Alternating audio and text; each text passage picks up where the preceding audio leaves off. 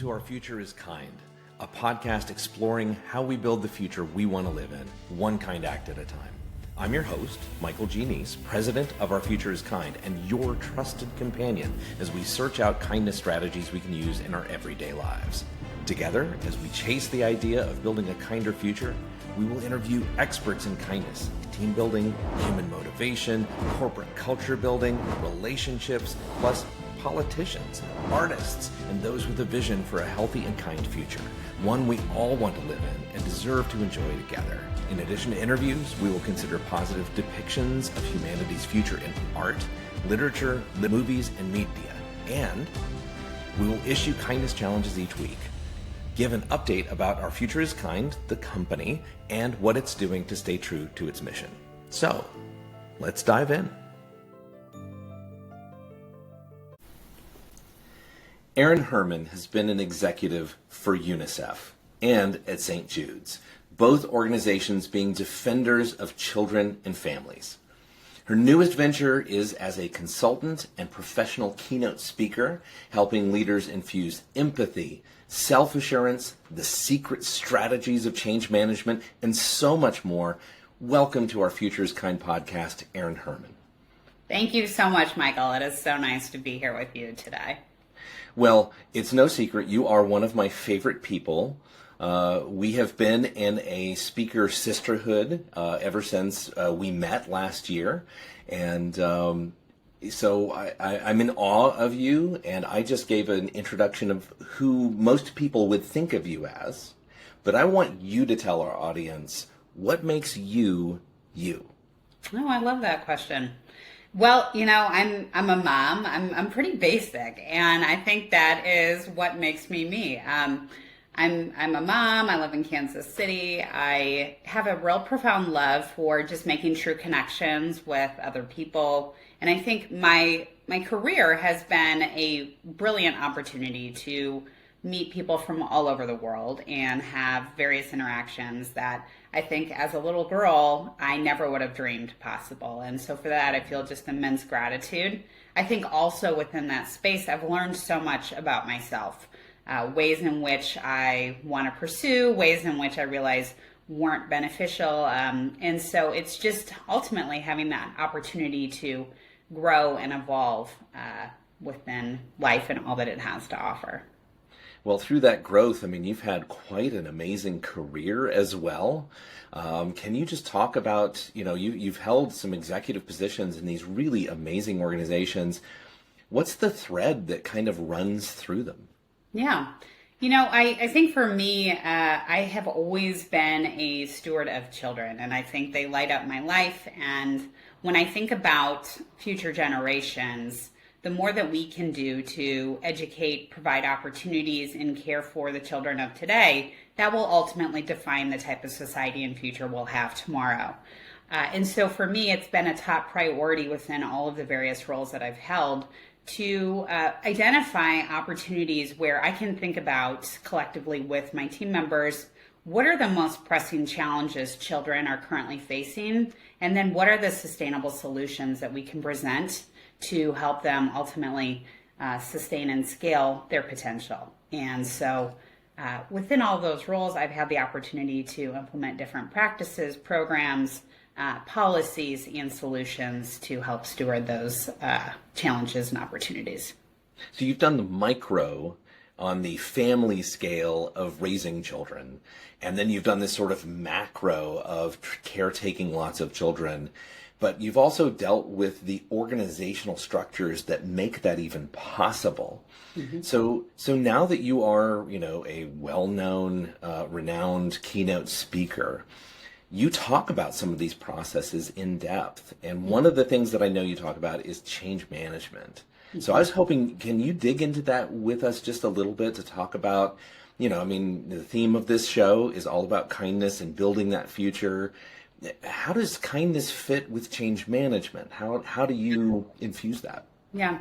I think within my career, I've had the opportunity to sit in rooms with majority of Fortune 500 leaders at some point or another. And there's really three qualities that have stuck out to me within each of those rooms. And I've taken those three qualities and I've built them into a methodology that I call the KEG method. And I'm not talking about a great college party, but I'm talking about courage, empathy, and a growth mindset. And when I think about the connection to kindness, empathy is really the foundation of what makes every workplace that we work in great. It helps employees to not just show up, but to come in and be intentionally committed to what they're doing, to the teams that they're serving, and to the clientele that ultimately they're delivering results to. And so throughout this process, courage is really that transformation piece.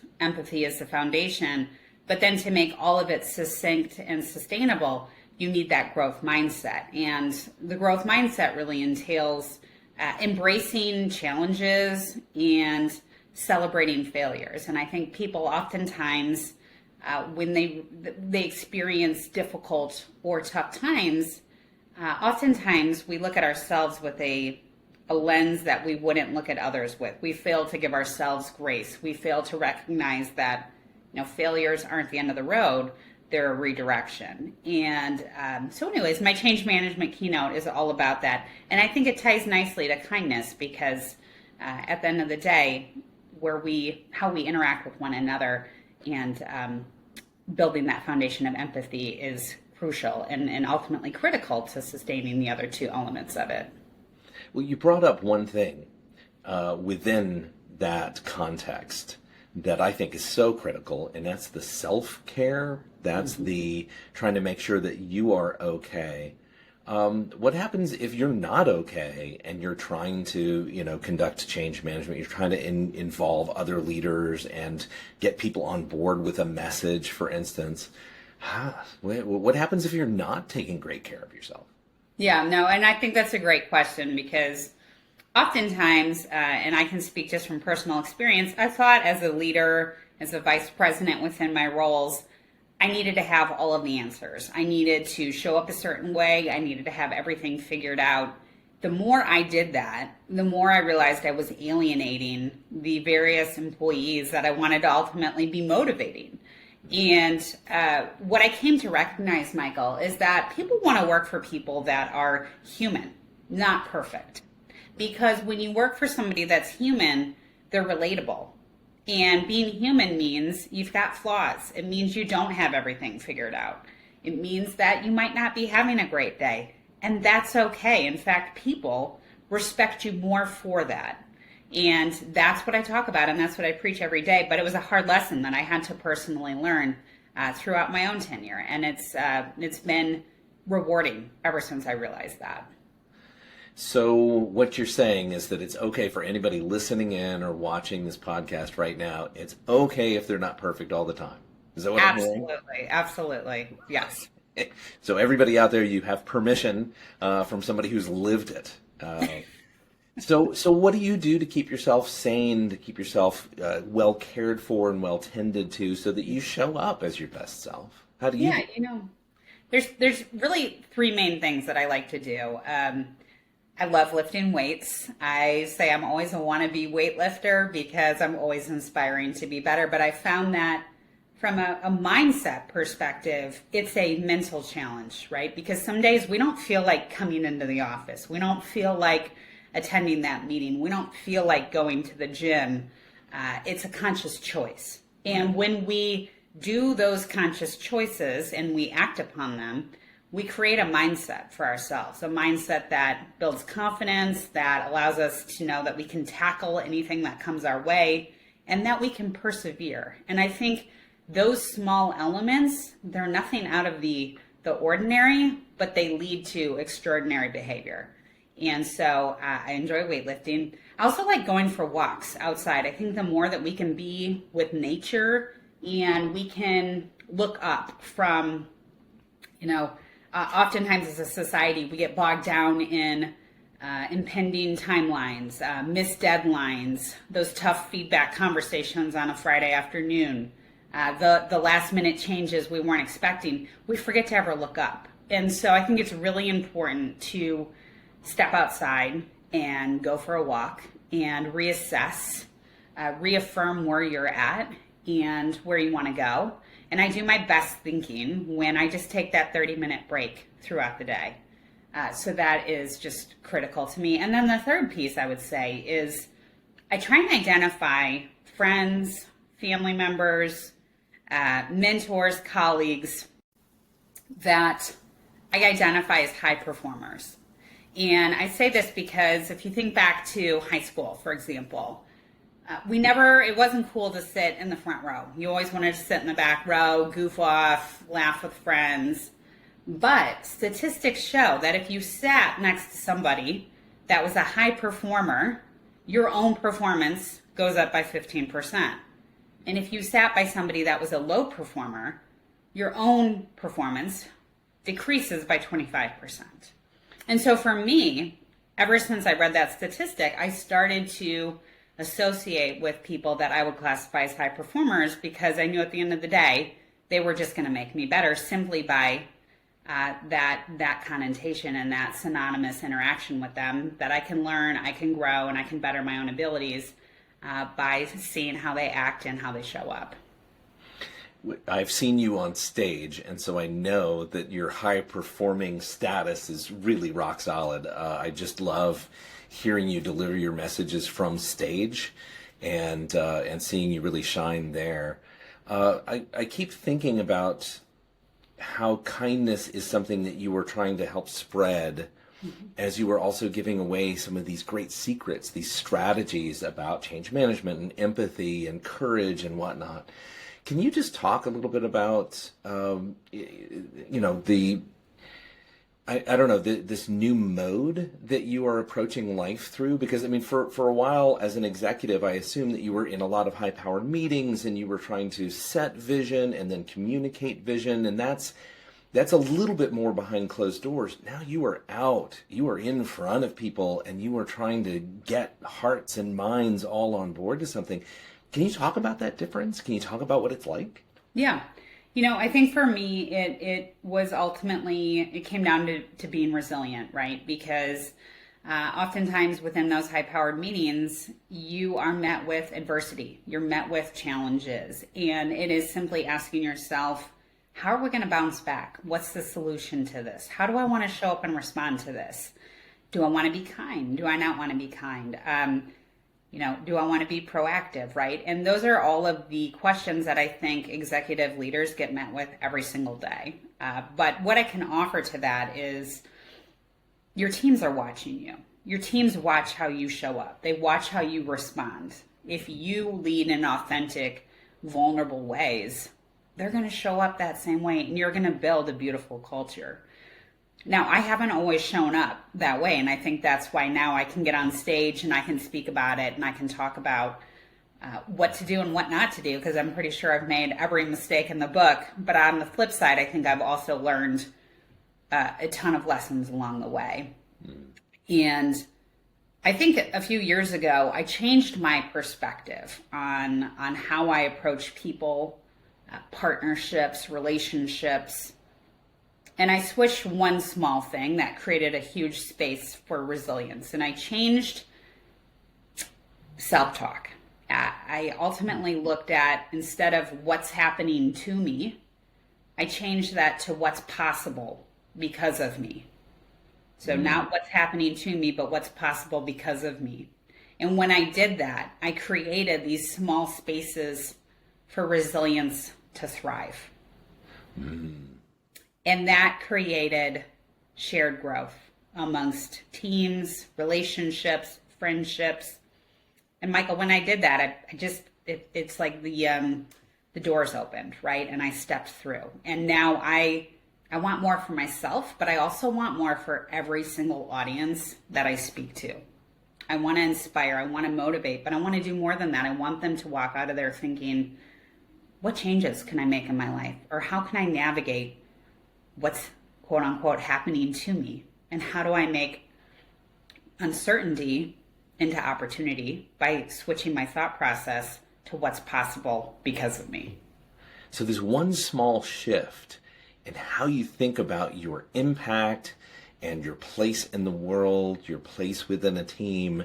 I hear all of the, furious note takers just jotting down like every bit of wisdom that you just sent. But I mean, it's really powerful. Just changing how you're talking to yourself about who you are and the impact that you're making. That's profound. Thank you. Yeah. The theme of this podcast is that we are always building the future, right? Moments keep landing in our laps, and we can mindfully or mindlessly be building a future, right? And that's the choice. We're building it whether we know it or not, whether we're thinking about it or not.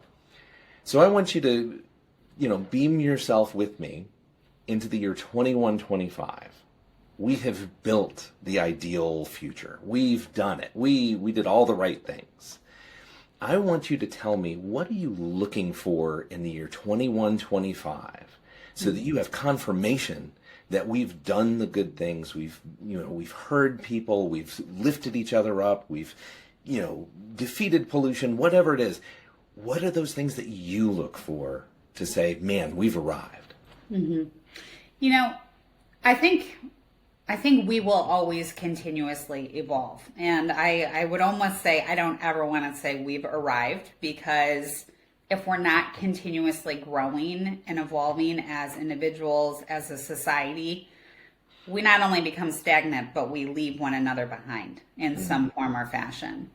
And the more that we learn to walk in unison, the kinder we will be to one another. I think about, I talk about one of the elements being a growth mindset and how that's tied to kindness in my keynote. And I talk about the fact that we don't grow and evolve into these kind, beautiful, finished products by avoiding conflict, by avoiding challenges. We grow and evolve based on how we respond to those challenges, and ultimately how we take others along with us on the journey through those challenges.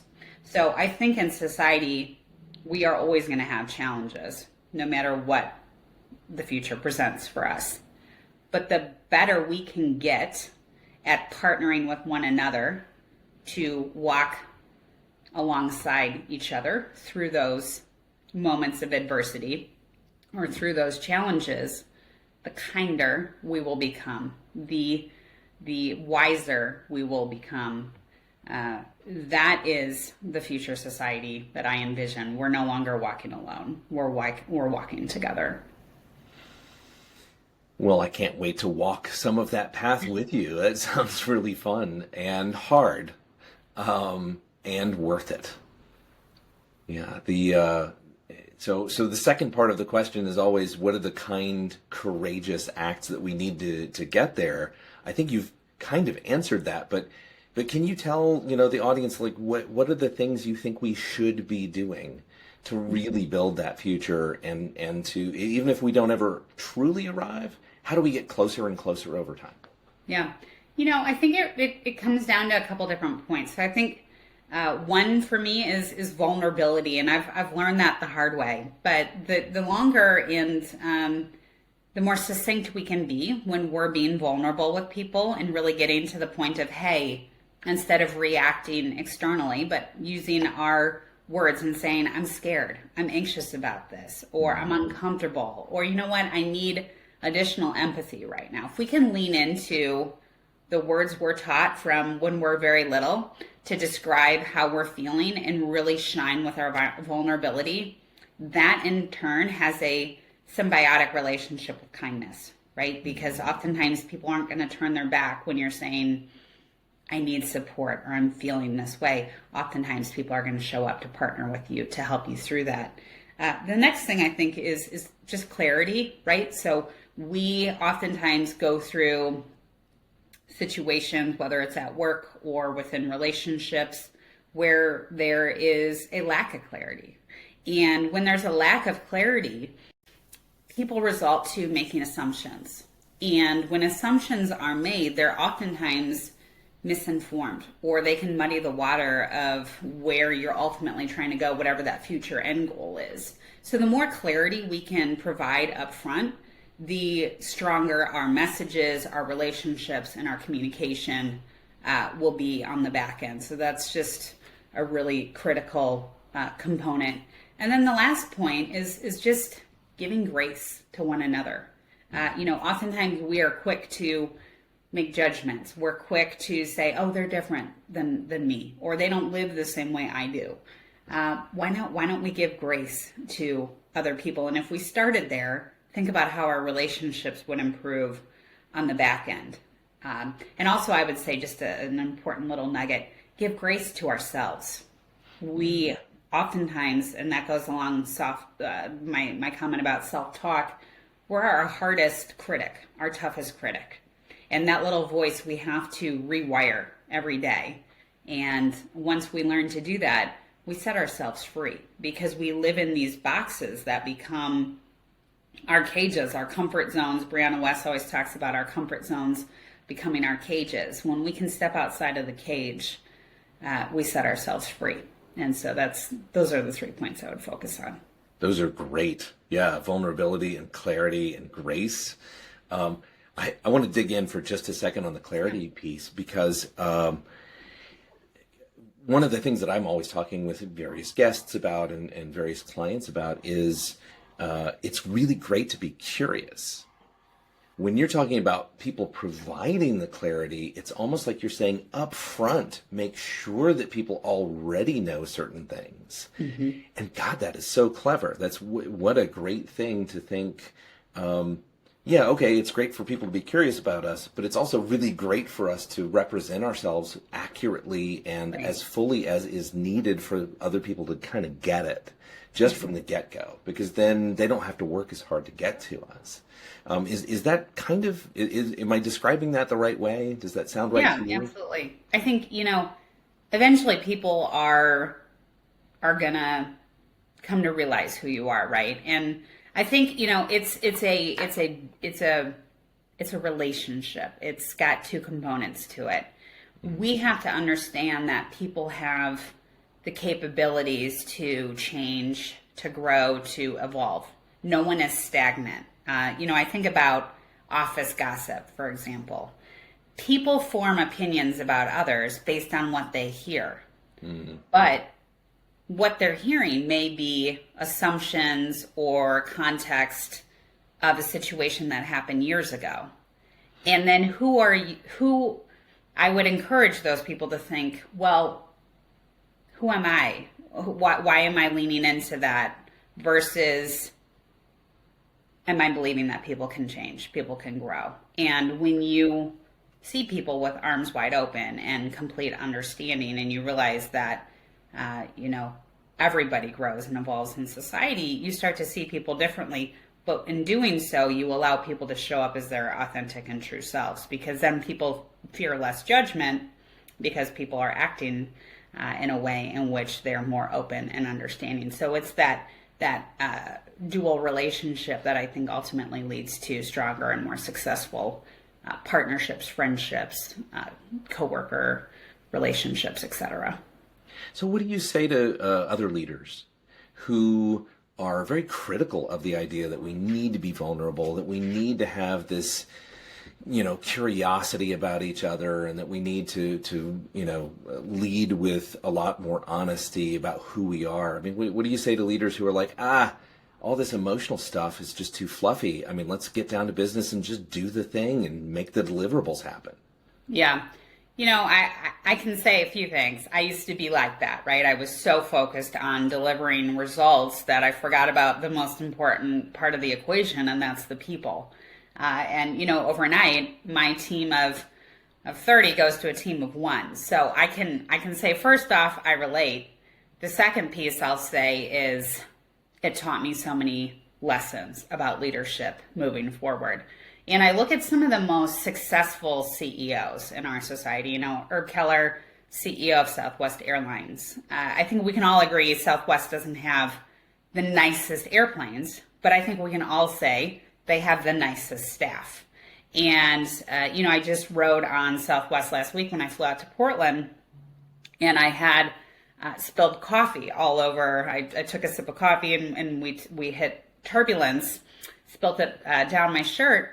And within minutes, the stewardess is showing up with, a wet wipe and was so kind about the situation. And to me, that is what stuck out, is the company culture of kindness. And though he isn't the CEO there anymore, I think his leadership and the culture he built, it still reigns. And under his leadership, their employee turnover, they had the largest employee base out of any airline, but yet their turnover rate was the lowest, because everyone would say, hey, I met Herb in passing, and Herb said, hey, Sandy, how are you? And he knew my name a year later.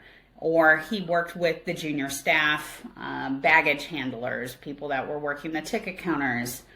He knew them by name. He knew stuff about their family. He cared about them. He took that time to care. And sometimes I think that 5-minute conversation to really learn your employee can be the difference between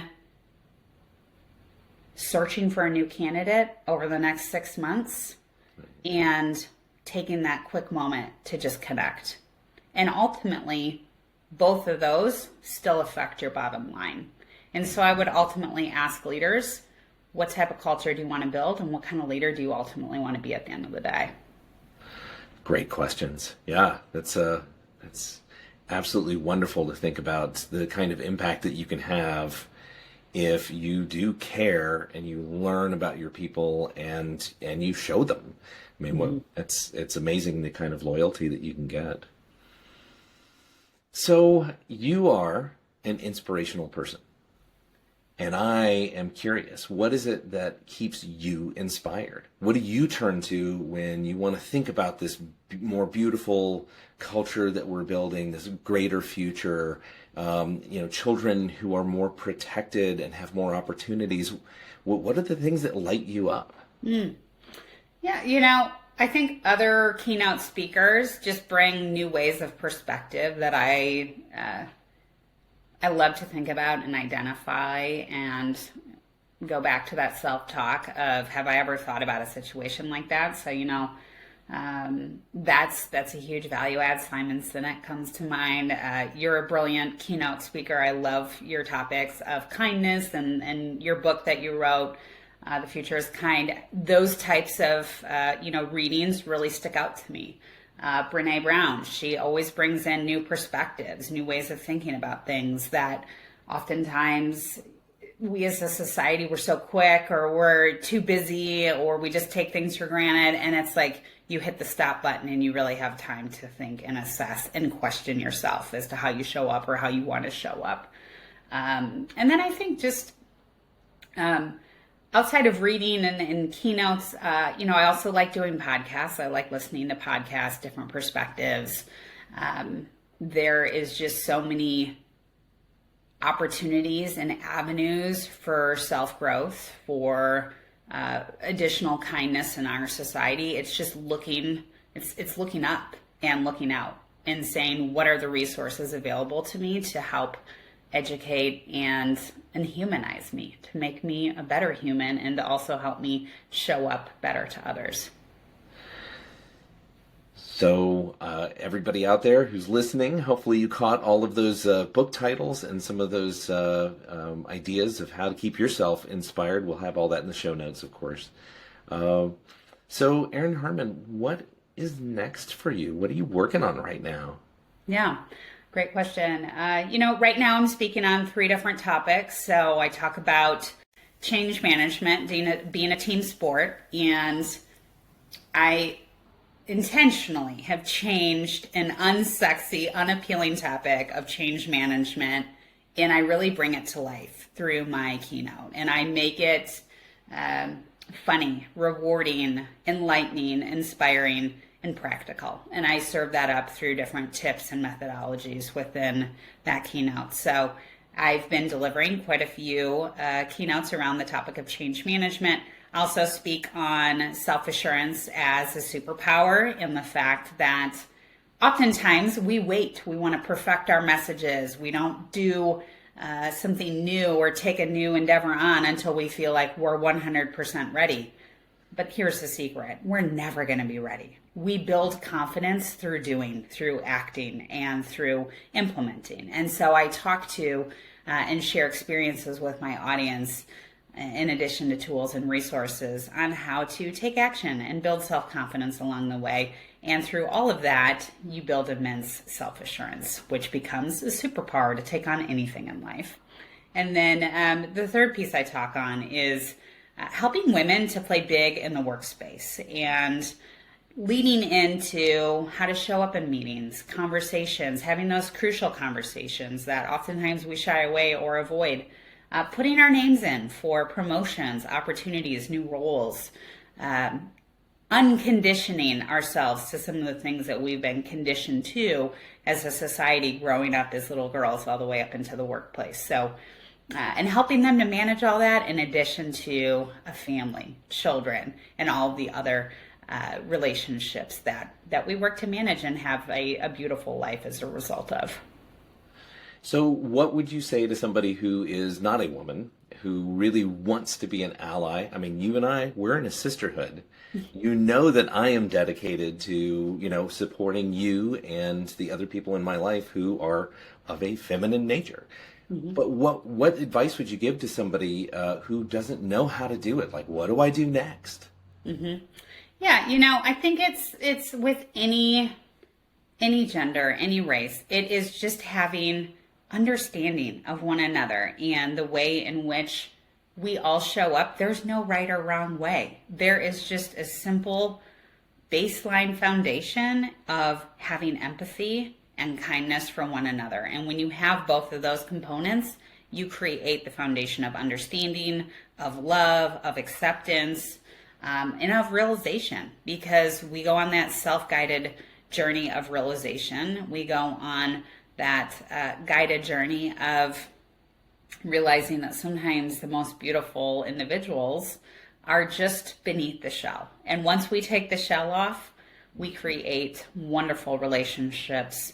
And along the way, we learn so much. And so I would just encourage everyone to be open, kind, vulnerable, and lead with empathy and grace, because at the end of the day, those qualities and attributes will never steer you wrong. So everybody listening, whether you're a woman or you are not, you have so much to benefit from Erin and her great speeches.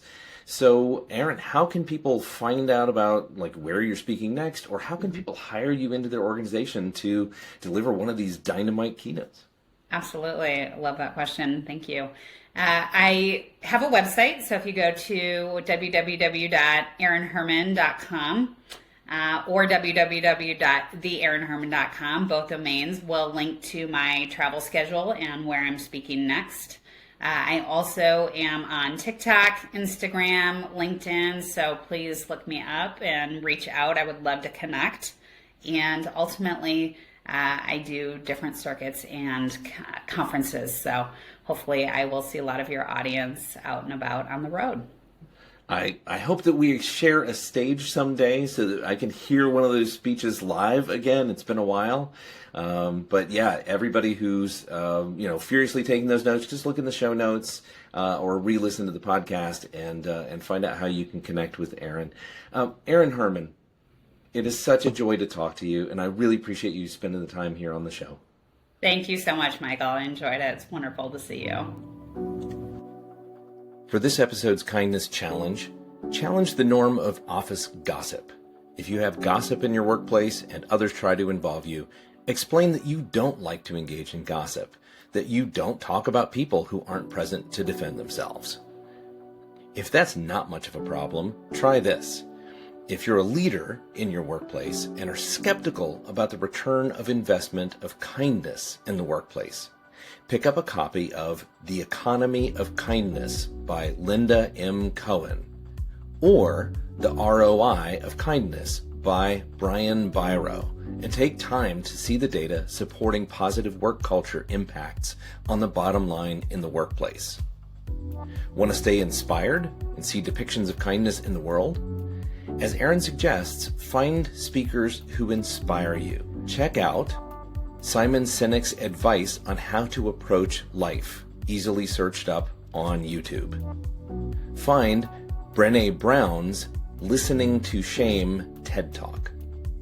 And you have the option of getting my book, Michael Neece's In Kind, Consciously Craft a Meaningful Life and Career, a book that is available on Amazon. Thanks again for listening to our Future is Kind podcast, a podcast in search of a kinder future. Go out there and do something kind.